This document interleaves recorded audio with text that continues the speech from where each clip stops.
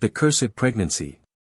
Once upon a time, a young man named Kwame lived in the heart of a sprawling African village surrounded by dense, mysterious forests and ancient rivers.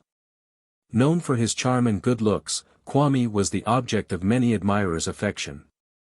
Among them was a beautiful and kind-hearted girl named Adwoa. The two fell deeply in love and were inseparable. However, Kwame, ever restless and ambitious, grew weary of the quiet life and sought new adventures. He ended his relationship with Adwoa, leaving her heartbroken and alone. Adwoa's sorrow was profound, her tears flowing like the rivers that encircled the village. Her grandmother, Nana Efua, was a revered elder, known for her wisdom and deep connections to the evil spirits of the land. She could not bear to see her granddaughter in such pain. Driven by a mixture of protective love and righteous anger, Nana Efua decided to call upon the dark spirits to teach Kwame a lesson he would never forget. On a moonless night, Nana Efua ventured deep into the forbidden part of the forest, a place whispered about in fear. She carried offerings of blood-red fruit, black feathers, and bone relics. As she reached an ancient, gnarled tree known as the Tree of Woe, she began to chant in a language older than time. The air grew cold, and the forest seemed to hold its breath as dark shadows coiled around her. The spirits awakened and curious, heeded her call. Nana Efua, with a voice as cold as the grave, cast a powerful curse on Kwame. The spirits, malevolent and eager for mischief, agreed to her terms, their whispers echoing through the night. The following morning, Kwame woke up feeling strangely unsettled. His stomach was bloated, and he felt an eerie sensation within him. Dismissing it as something he had eaten, he went about his day. However, as days turned into weeks, his belly grew unnaturally large, and he began to experience the unmistakable symptoms of pregnancy. Panic set in as he realized something was terribly wrong.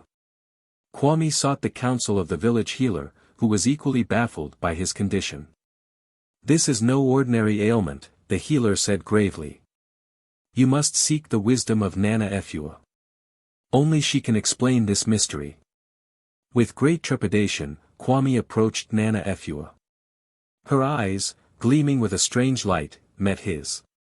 "Kwame," she said, her voice cold and distant, "you have been cursed for the pain you caused my granddaughter. The spirits have answered my call. You will carry this burden." Desperate and terrified, Kwame begged for forgiveness and asked how he could break the curse. Nana Efua, with a sinister smile, instructed him to undertake a dangerous journey. He was to venture into the haunted depths of the forest to retrieve the tears of the moon, a legendary elixir said to possess the power to lift curses. Kwame's journey was fraught with peril. As he ventured deeper into the forest, the shadows grew darker and the air colder. He encountered malevolent spirits, twisted and ancient, who taunted and tormented him. The forest itself seemed to conspire against him, its trees whispering secrets and threats. Hunger and exhaustion gnawed at him, but the curse drove him forward. One night, as he rested by a flickering fire, he was attacked by a pack of spectral wolves, their eyes glowing with an unnatural light. He fought them off, but not without sustaining deep, painful wounds. As he lay bleeding and delirious, he heard a haunting melody, a song that seemed to come from the very soul of the forest. Following the sound, he stumbled upon a clearing bathed in an eerie, silver light. There, in the center, stood a pool of water reflecting the full moon above. The tears of the moon. As he approached, the spirits guarding the pool materialized, their forms shifting and menacing. They demanded a sacrifice, a life for a life. With no other choice, Kwame offered a part of his own soul.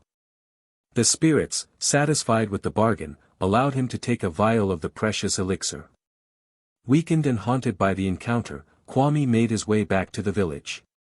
Upon his return, he found that Nana Efua had been waiting. She took the vial from his trembling hands and performed a ritual to lift the curse. But as the ritual concluded, a dark realization dawned upon Kwame. The curse was only partially lifted. He was no longer pregnant, but a piece of the darkness had taken root in him, a mark of the spirit's claim on his soul. Haunted by the spirits and tormented by his own guilt and fear, Kwame could no longer find peace. Nana Efua, her heart hardened by the darkness she had invoked, showed no mercy.